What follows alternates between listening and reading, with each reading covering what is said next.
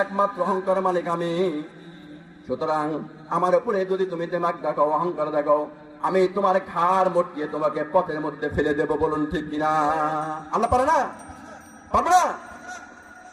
আর আল্লাহ বলেন, তোমরা পৃথিবীতে সারি সারি করে সুন্দর করে মনোযোগের সাথে বাড়ি মেরামত করো, ইট দিয়ে সুন্দর করে টাইলস লাগিয়ে সুন্দর করে বাড়ি মেরামত করো।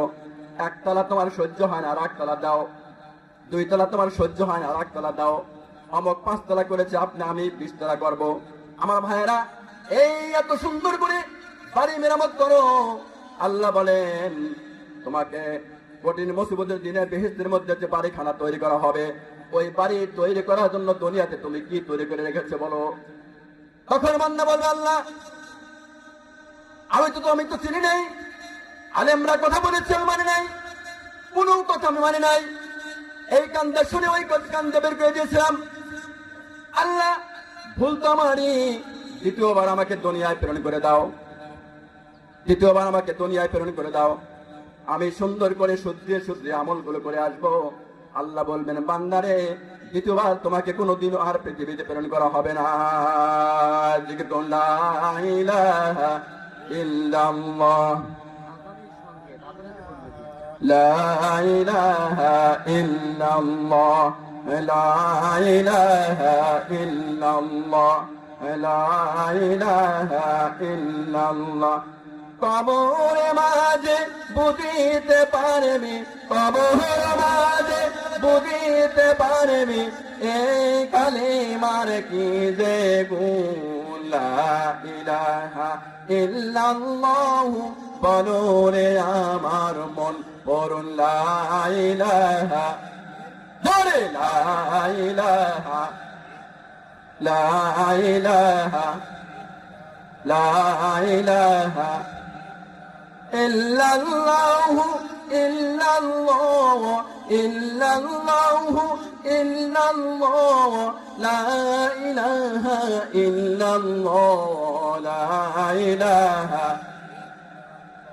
লা ইলাহা, লা ইলাহা ইল্লাল্লাহু মুহাম্মাদুর রাসূলুল্লাহ। সবাই পড়ুন সাল্লাল্লাহু আলাইহি সাল্লাম। আমার ভাইরা বন্ধুরা, পৃথিবীতে জন্মগ্রহণ করার পরে যখন মৃত্যু হয়ে যাবে, এই সময়ের মাঝখানে কিছু কিছু সময় আছে মূল্যবান সময়। বলুন ঠিক কিনা? সব দিন কি এক সমান? সব সময় সমান কি এক সমান হয়? কিছু কিছু দিন আছে মহামূল্যবান, কিছু সময় আছে মহামূল্যবান। এই সময়গুলো তোমরা বেছে বেছে আমল করো। কিছু জায়গাও আছে আল্লাহর কাছে দুনিয়ার উপরে শ্রেষ্ঠ, যেমন মসজিদ হলো সর্বোৎকৃষ্ট জায়গা, আর বাজার হলো সর্বনিকৃষ্ট জায়গা। বলুন ঠিক কিনা? এইরকম মাহফিলের জায়গা হলো সর্বোৎকৃষ্ট জায়গা। এই জায়গাগুলোতে এসে যদি একবার আপনি আলহামদুলিল্লাহ বলেন, আল্লাহ বলে অন্য জায়গায় থেকে তোমাকে 1000 বার আলহামদুলিল্লাহ বললে সওয়াব, তার চেয়ে বেশি সওয়াব আমি আল্লাহ দান করে দেব। আমার ভাইয়েরা, হযরত মুসা আলাইহিস সালাম রাস্তা দিয়ে হেঁটে যাচ্ছেন, রাস্তা দিয়ে হেঁটে যাচ্ছেন, হেঁটে যাইতে যাইতে পথের মধ্যে একটা বৃদ্ধর সঙ্গে দেখা হয়ে গেল। বৃদ্ধ কেটে কেটে বুক ভাসিয়ে দিচ্ছে, চোখের পানিতে বুক ভাসিয়ে দিয়ে কাঁদছে। মুসা আলাইহিস সালাম বললেন, বৃদ্ধ রে, তোমার কি হলো, এত কান্না করছে কেন?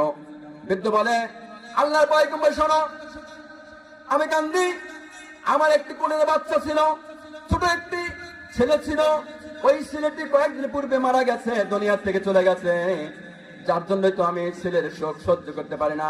পয়গম্বর, আমি আমার সন্তানের শোকে অস্থির হয়ে তো আমি কেঁদে কেঁদে আমার চোখের পানি দিয়ে বুক ভেসে যাচ্ছি। মুসা আলাইহিস সালাম বলছেন, তাই নাকি? জি হুজুর, তাই। আচ্ছা, তোমার ছেলের বয়স কত ছিল?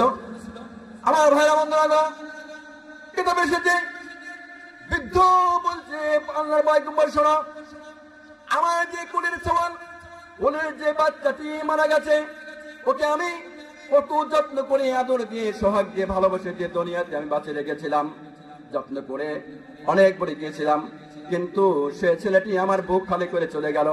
হুজুর, আপনি জানতে চেয়েছেন আমার ছেলের বয়স কত ছিল? আমার ছেলে বয়স ছিল 350 বছর। বড় মারহাবা। 350 বছরের ছেলে বলে 5টা ছেলে হয়। মুসা আলাইহিস সালাম বলছেন, ও বৃদ্ধ শোনো,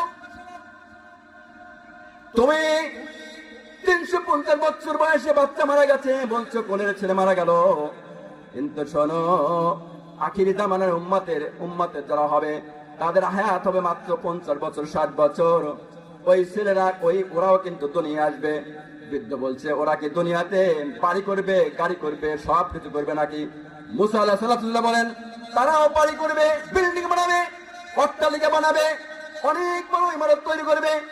তারাও দুনিয়ার লোভে মোহিত হয়ে পাগল পারা হয়ে যাবে, আবার তারাও দুনিয়ার থেকে বিদায় নিয়ে যাবে। তবে শোনো, তারা এমন একটি কিছু কিছু দিন পাবে, রাত্রি পাবে, যে দিনগুলোতে ইবাদত করলে আল্লাহ তাআলা 1000 মাস ইবাদত করলে সর্বোৎকৃষ্ট ইবাদত দান করে। বলুন সুবহানাল্লাহ।